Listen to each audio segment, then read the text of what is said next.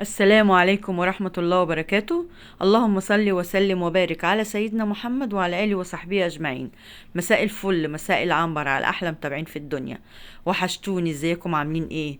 كل سنة وانتم طيبين بمناسبة السنة الجديدة، يا رب يجعلها سنة سعيدة علينا وعليكم وعلى أمة محمد أجمعين يا رب. بصوا بقى هنا عامله لكم بقى ايه ام علي.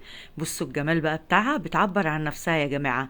حاجه روعه، حاجه تحفه ولذيذه بقى وزي العسل. زي ما انتم شايفين المنظر بتاعها بيشهي كده وجميله. وطلعت حبة بقى، يعني ام علي جميله تحفه. هنا بقى من اقل امكانيات، هنا بقى جبت الملفيه كده. بتجيبيه بقى من عند المحل اللي بيبيع جلاش والكنافه والحاجات دي جاهز كده. هي لفة جاهزة كده ومش غالية، تقريبا حوالي 15 جنيه، سهلة يعني. وهنا معايا سوداني كده مجروش، ومعايا زبيب وجوز الهند، ولو عندك اي مكسرات بقى عندك حطيها. انا كان عندي زبيب وجوز الهند كده زي ما انتم شايفين، والسوداني، وحطيتها وكانت تحفة الحقيقة يعني. مش هتقول لا، بس لو عندك حاجة عايزة تضيفيها ضيفيها، يعني دي حاجة بتاعتك انت بقى. هنا قطعت الملفيه بتاعنا زي ما انتم شايفين كده. نقطعه قطع بس صغيرة كده. وهو محمص، اهم حاجة تجيبيه يكون محمص وطازة كده وجميل، ما تجيبوش ايه منجي كده ومش بيكون مش حلو. يعني اهم حاجة تحرصي ان انت تجيبيه محمص وكده طازة. هنا بقى نقطعه الكمية بتاعتنا ديت، الكمية بتاعتنا دي عملت لي كام بقى برام حلوين الصغيرين. او بوريهولكوا، بصوا شايفين رقات خفيفة، عامل زي الجلاش او الفطير كده، جميل جميل ومقرمش وجميل. كان عندي بقى بريمة كده صغيرة. بريمة دي بعمل فيها مثلا لو زبادي بقى في أيام رمضان. أي حاجة أم علي، أي حاجة بعملها فيها. عايزة تعملي في طاجن رز صغير تعمليه، فأنا دي خليتها بقى إيه الحاجات دي. هنا بقى هعمل فيها إن شاء الله لأم علي ديت، هتاخد لك بقى كام برام، بص شايفين. دي البريمة اللي بقول لكم عليها، دي البريمة دي جميلة يا جماعة، وبتخلي ام علي تحفة. هنا بقى هرص كده شوية، بس ناخد من الملفيه ده كل طاجن حبة كده صغيرين، او برام زي ما بتسموه بقى. انا ساعات اقول عليه برام وساعات اقول طاجن، نخلوها برام. هنا حبة كده ملفيه كده، شايفين يعني، عشان لسه اعمل حساب بقى الحاجات اللي هحطها. مملوش على الاخر يعني، بص انا الا ربعه كده او نصه، عشان هو الملفيه بيشرب اللبن. هنا بقى حطيت شوية جوز الهند كده، وشوية الزبيب بتاعنا الجمال دولت. وهنحط بقى ايه معانا السوداني المجروش، وكل حاجة جميلة معانا كده، وكل حاجة حلوة بصراحة.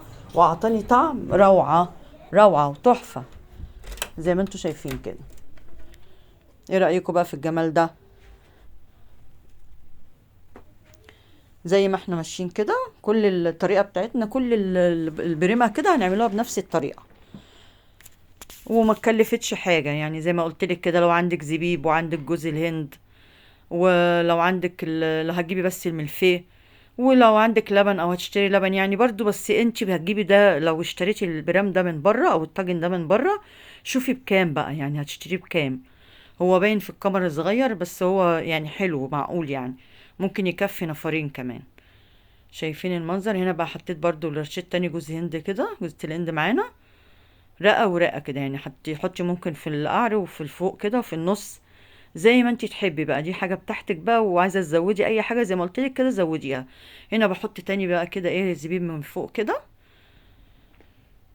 الطريقة بقى دي سهلة، هي اسهل طريقة يعني، بصوا يعني ما فيش اسهل من كده.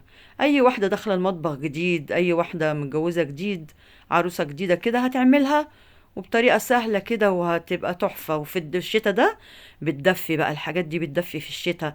ولو اولادك عملت لهم الطريقة دي بقى بتدفيهم في الشتا. وهنا بقى اللبن كنت حطاه على النار بقى بيغلي.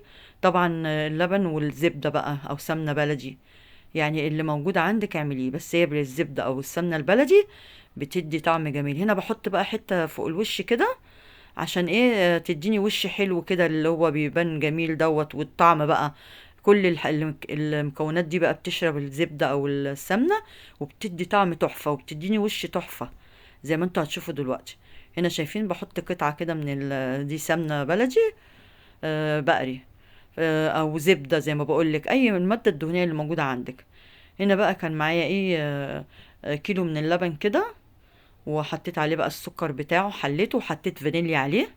يعني حطيت سكر وفانيليا، دي بقى تخلي لي طعم ام علي دي تحفة جميلة يا جماعة.